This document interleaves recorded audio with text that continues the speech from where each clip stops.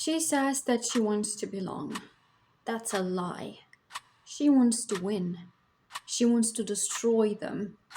And by the end of this chapter, so do you.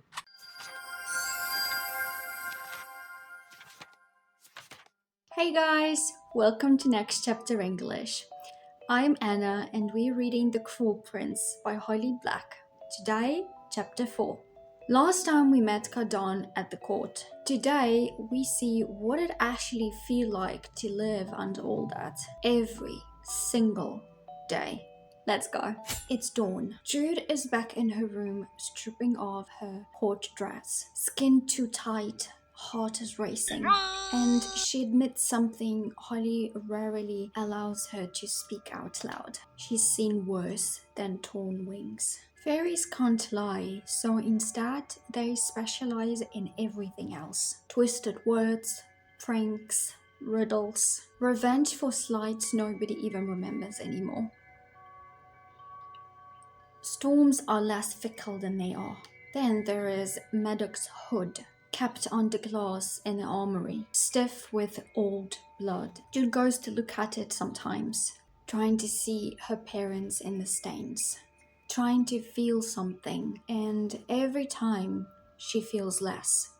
A hob lands on her windowsill, asks what she is tired of, and for once, just for once, Jude tells the truth of being powerless. The whole chapter in 3 words. Everything else is just a proof. She sleeps the day away, wakes disoriented, bathes in cold water nobody bothered to warm. And then we get this detail. Everyone in Fairy smells like something beautiful. Verbena, crushed pine, even dried blood smells better on them. And Jude just smells like sweat, unless she scrubs herself raw. Small detail, but a very brutal point.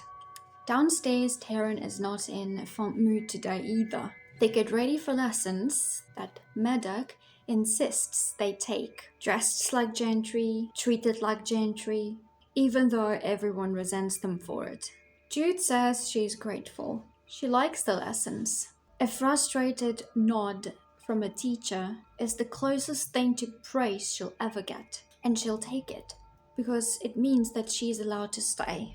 They go to school past a mermaid sunning on rocks, through a forest of pale silver trees, and the lessons themselves. Constellations, herb lore, the language of birds, enchantments, blade work. It's beautiful actually. And for a moment you almost forget what's coming. They are coming. Cardan, Locke, Valerian, Nicasia, already sprawled in the grass. They don't even look up, and Jude says, "My relief is immense."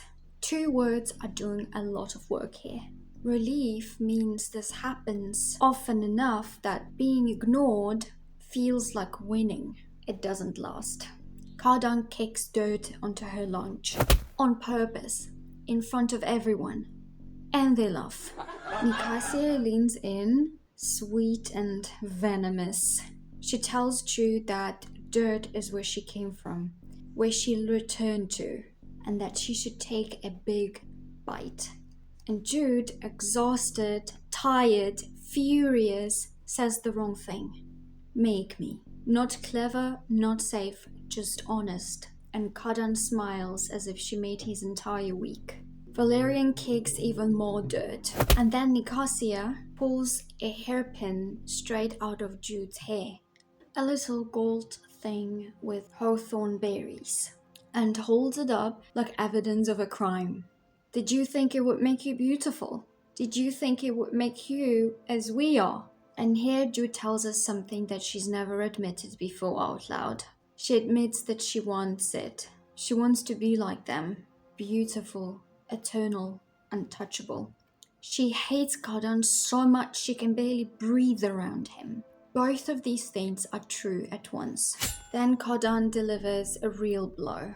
Tells her to withdraw from the summer tournament. It's not for mortals.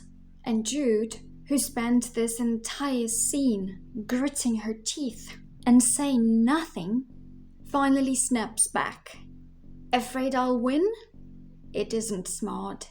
Taryn knows it isn't smart, but it's the truest thing Jude says all day.